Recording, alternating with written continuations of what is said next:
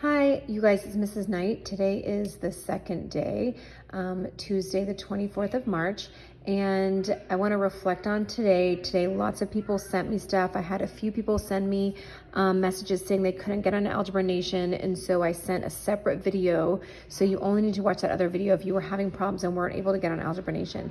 And today, I'm going to give you some notes on solving by factoring, which you should all know how to do. It's just a review, but at the end of today's notes, I do not need you to send me them. Most people were able to do that.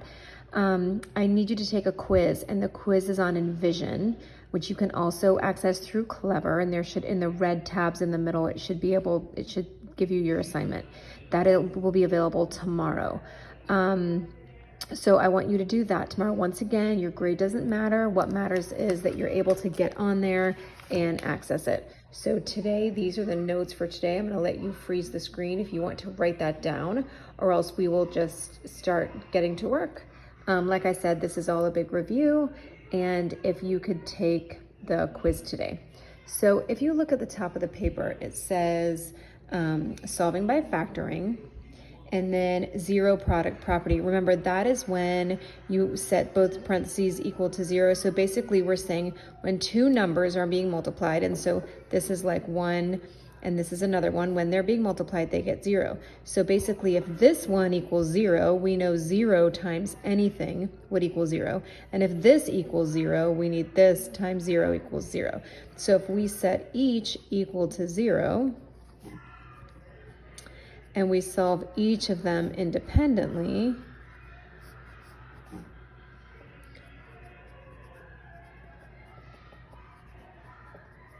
oh, I'm running out of room here. We know that x can be 9, because if I plugged a 9 in there, I would get 0. So this times 0 is going to get me 0. And if I plugged in -2/5 into here, I would also get 0. So then you can do the same with this one, plug it in, and basically 2x minus 1 equals 0.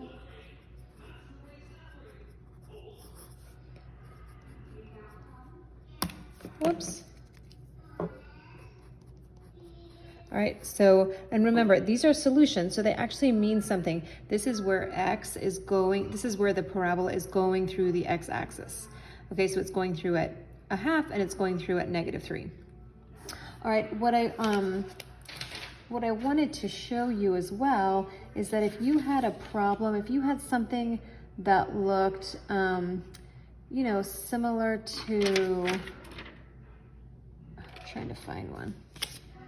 Oh, okay, if you went, I can't find the paper now, but if you had something where you knew that the parabola was maybe going through here somewhere, it was going through the x-axis at -1 and it was going through the x-axis at 2, and you had a choice, A, B, C, D choice, and you had to pick which one, you know, which set would give you this parabola, well, you would know that you would need this 0 to be -1. So if you had x plus 1 and over here x minus 2, with the zero product property, it would get you those two coordinates. So sometimes you can work backward as well. All right, so these are the steps right here.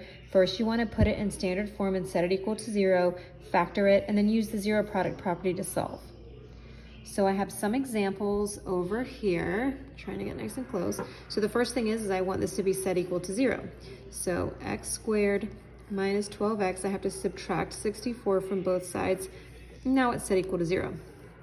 I'm going to go ahead and, because I don't have a coefficient right here, I can solve the short way, which means I can go straight into my parentheses, and then they're set equal to 0, which is totally what I want. Because this is x squared, I can just put x in both sides. Remember that since this is a subtraction sign, 1 is positive and 1 is negative. And I write my c over here, 64, and I'm going to list my factors of 64. And I know my signs are going to be different. So 1 and 64, 2 and 32. Did 3 work? No, 4. And I need a calculator.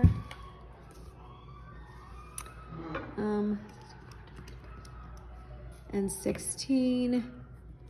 And that looks like that is going to be my winner. And since this is a negative over here, I know my bigger numbers are, these are all going to be negatives. So I have negative 16 and positive 4. When I combine those together, I'm going to get my negative 12. Now I can use my zero product property. X minus 16 equals 0. X plus 4 equals 0. X equals negative 4. X equals 16. So that is my solution. They go through the x-axis at 16 and negative 4. All right, this problem down here, once again, it's very similar. You guys can go ahead and freeze it and go ahead and do the problem. I'm going to do it really quickly. Oh. I can do it the short way because there's no coefficient. List my factors. And that fill in the beginning with the x's, that tells me the signs are the same. They're both going to be positives. And I'm going to use my 4 and my 5. And now I can use my zero product property.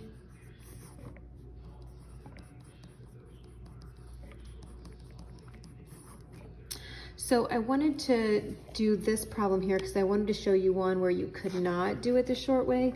So remember, if you can't do it the short way, and we know that because we have a coefficient here, you have to multiply your 3 times your 4, your A and your C, and we get 12. Don't worry so much about the signs being positive or negative, but that's fine if you wanted to make that. Remember, we can't just go in straight into our parentheses. We still have to list the factors just like before. So 1 and 12, 2 and 6, 3 and 4, 5. Okay, and then this tells me my signs are different. The larger one is negative. And which is going to get me to a negative 11 right here. So with the long way, I have to rewrite this.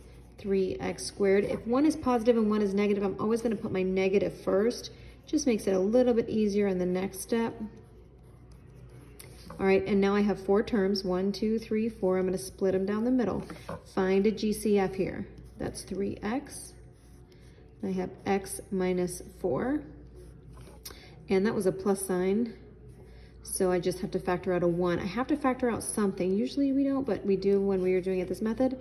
And then I put the stuff that's on the outside all in one parentheses. And the stuff that's on the inside, these will always match. So I just write those once. And now I can use my zero product property. 3x equals negative 1.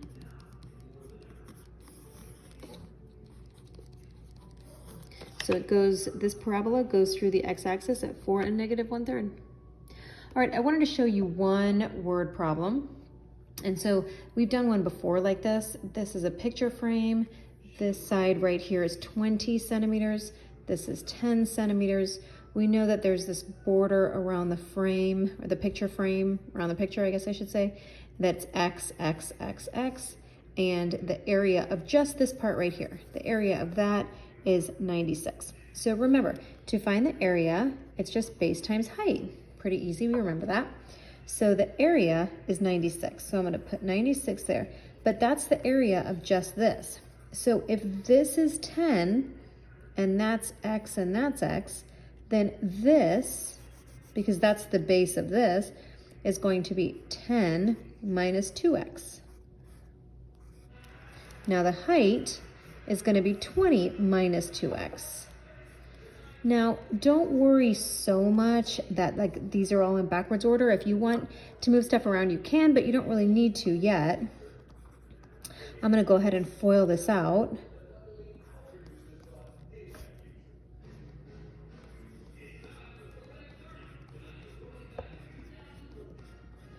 All right, now I do kind of like to have this in the right, in standard form. So I'm gonna subtract, well, I'm gonna go ahead and move this around, and I'm gonna put my 4x squared here minus 20x, minus 60x, because I'm combining at the same time my negative 20 and my negative 40, so I'm gonna put minus 60x plus 200.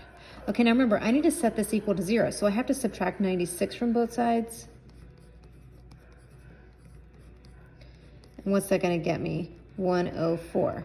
All right, now when I look at this, I'm like, oh, it has a coefficient here. And so you might have to multiply your A times your C, but you might also notice that, wait a second, 4 is a GCF. So I can divide 4 out from everything. So when I divide this all by 4 and this all by 4, I get x squared. That's going to be my 0.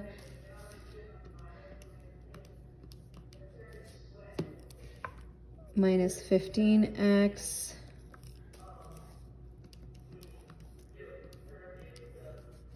plus 26. Okay, so now I'm running out of room. Now I can factor, and I can do this the short way, which is great since I'm running out of room. X. I'm gonna write my factors of 26. Remember, this tells me my signs are the same and they're both gonna be negative. Okay, so 1 and 26, 2. And I'm gonna see what is gonna get me to that 15. Oh, right here. Okay, so 2 and 13. So now zero product property, I have x equals 2 and x equals 13. Okay, so in a word problem, now it's not so much like a parabola, but in this word problem, I mean, if I had to graph this, this would be, we know the answer is gonna be 2 or 13. So let's go back and just look at the problem for a second and see which one makes sense. Well, does it make sense that this could be 2? Well, sure, if that's 10, that's 2, that's 2. This would be 6 in here. Okay, that seems to be fine. What about 13? Could this value right here be 13? It could not be 13 because that means that would be bigger than this entire side. So you know that your answer has to be x equals 2. Okay? All right, so that's it today for the notes. And I would like today for you to log on to Envision through Clever. And it's Pearson. It's going to say Pearson Realize. It's weird. Sometimes they call it Pearson. Sometimes I call it Envision. And you are going to, once you get in there, you're going to have to click Envision again on the right. Like I have a video of how to do this as well if you're confused. And in the red section in the middle, there should be a quiz. I'm allowing the quiz to start tomorrow all day. I can't remember if I gave it 1 or 2 days, but I'm getting lots of emails and lots of information getting sent at me. So I'm just trying to do one day at a time, seeing if everyone can go in there and log in. All right, thank you. And I will talk to you guys later. Bye.